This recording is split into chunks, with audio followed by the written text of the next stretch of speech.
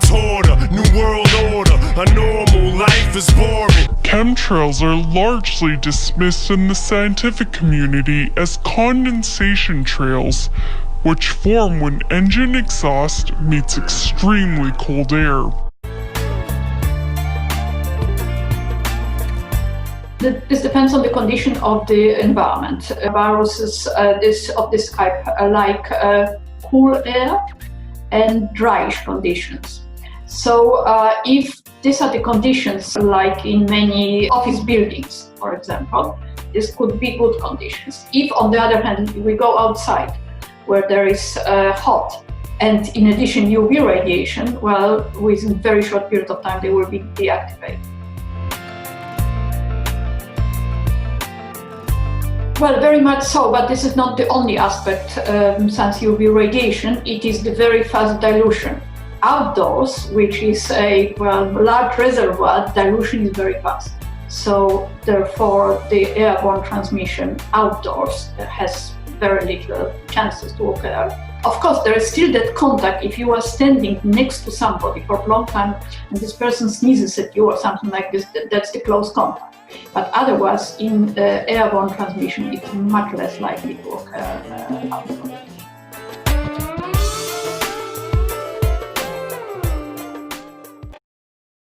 Who's paying the cost to keep our fossil fuels burning? Another show of toxicity in our environment is occurring in our dead oceans and bodies of water. While there are many potential reasons contributing to this problem, geoengineers have explained that increasing iron in the ocean increases algae, and algae is beneficial because it feeds on the carbon in the air, pulling it from the atmosphere. Now, the overabundance of algae is destroying pristine fresh and ocean waters, streams and rivers, as if the plastic problem wasn't enough. Metal toxicity is even showing up in soil, which means it becomes part of the nutrient uptake of crops and trees, making all life vulnerable to its effects. While there are many factors contributing to the loss of our natural environment, this insidious, invisible villain accumulates over time, making environments lethal and sick, not unlike radiation poisoning.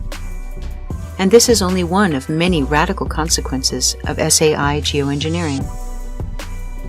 Is it any wonder so much effort is put into controlling information and into persuading us that those non-dissolving lines across the sky are merely the condensation of water vapor? Here's a thought for you. Since there's plenty of evidence in government, the scientific community, and even in the United Nations, that geoengineering has been and is being practiced, consider what our news would actually look like if there was transparency around the technologies being used. Instead of your existing weather predictions, the truth might actually sound something like this. Today, there was cloud seeding over Ohio, and you can expect some extreme weather as a result. You can expect a storm within 100 miles of Toledo, and if you live beyond that, you can expect 3 days with no humidity. Since it's unlikely you can expect that kind of transparency, it's safe to assume there are unsavory reasons why all the weather modification that's being done is not being shared with you.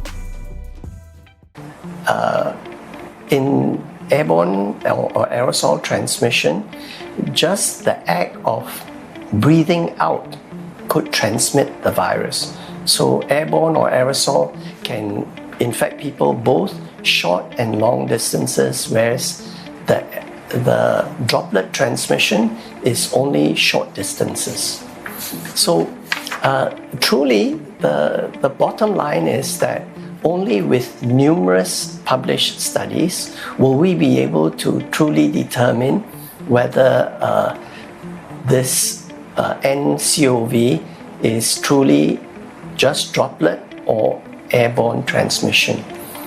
I would also caution that sometimes a droplet transmission that transmission can travel a longer distance in a specific situation.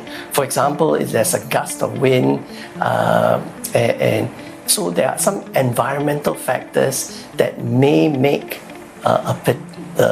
even a droplet transmission go a much further distance than what we would expect. So I suppose the short answer is we don't know for sure, but our focus is mainly on droplet transmission. Like much information today, the topic of weather modification is carefully censored. If you're not seeing this, just search for this Discover magazine from December 13th, 2017. Or try to search geoengineering dangers on YouTube. And as of today, you'll discover only its proponents appear. There are whistleblowers who share the truth at great risk to themselves and to their family.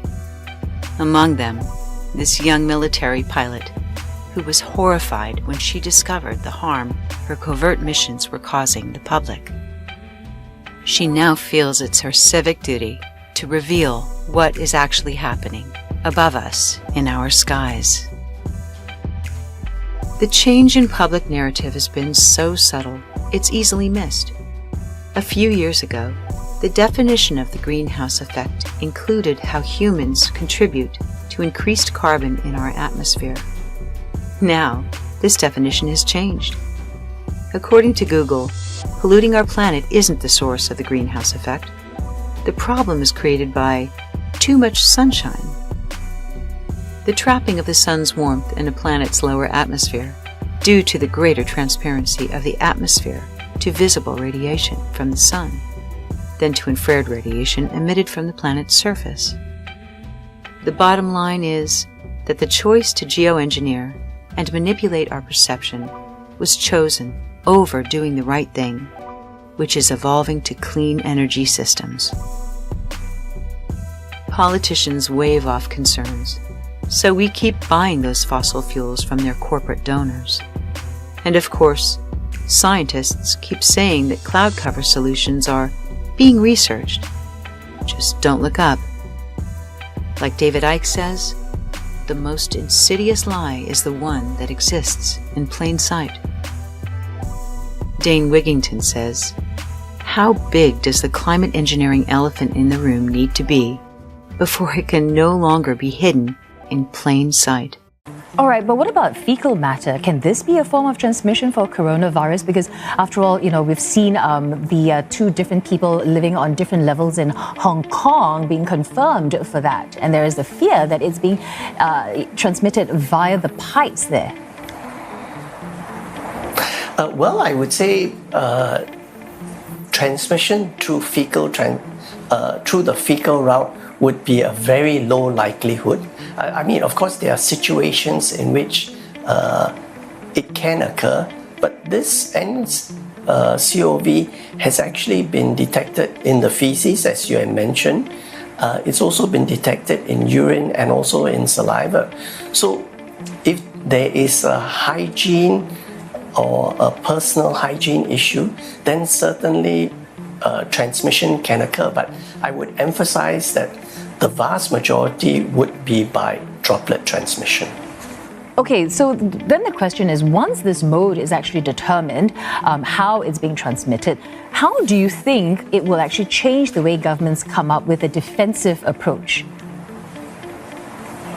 Well, as you know, our current intervention approach is really focused on droplet transmission, and that involves really the measures that have already been frequently mentioned, like personal hygiene, wearing a mask if you are sick, and then seeking early medical attention, and obviously cleaning surfaces that you come into contact with. So these are already the intervention measures for the public. In the hospitals and in the medical care facilities, these measures are a lot more stringent. We used to hear that it was time to stop building things with tailpipes and smokestacks. Time to stop using the sky as a waste dump for our carbon dioxide pollution. We knew it for decades, but have been too distracted in our struggles for security and our longing for escape to actually turn it around.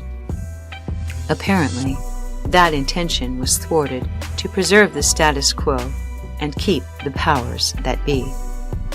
Unbeknownst to all of us, hundreds of people working in the shadows have decided, independently of public knowledge or consent, to use powerful technologies to reduce the heating of our planet and assert power over other nations. While the UN does want to create more transparency with this, powerful nations resist. No powerful few are going to bend unless we are united, informed, and unstoppable. We are not powerless to this deception. When something is untrue, we can simply turn the other cheek. But attacking and labeling something as a conspiracy can be a powerful form of propaganda that creates confusion and distrust of the truth. It's an abuse of power and an assault on human dignity. Do we want a healthy planet for our children?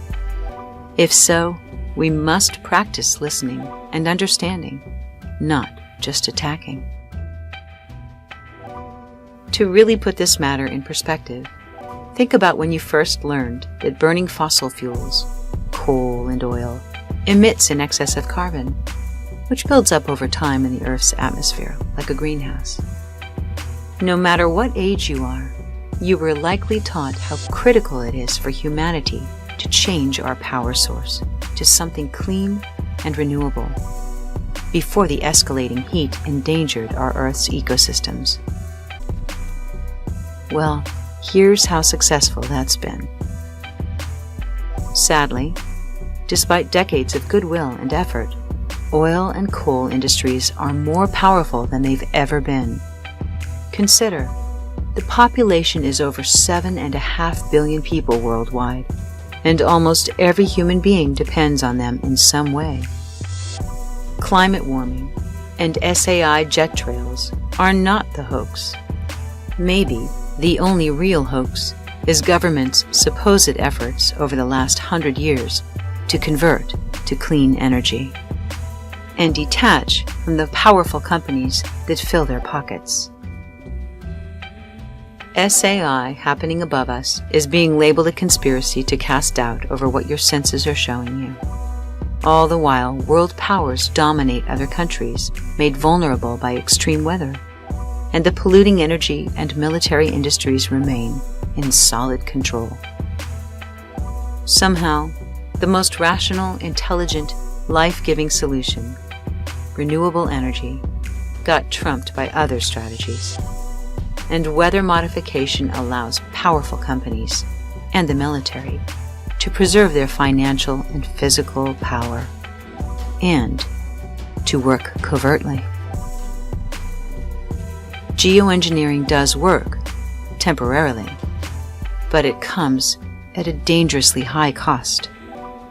Ironically, it was established to combat the warming climate, but is now massively contributing to the long-term problem by escalating pollution on all levels in the air, water, soil, and all of life.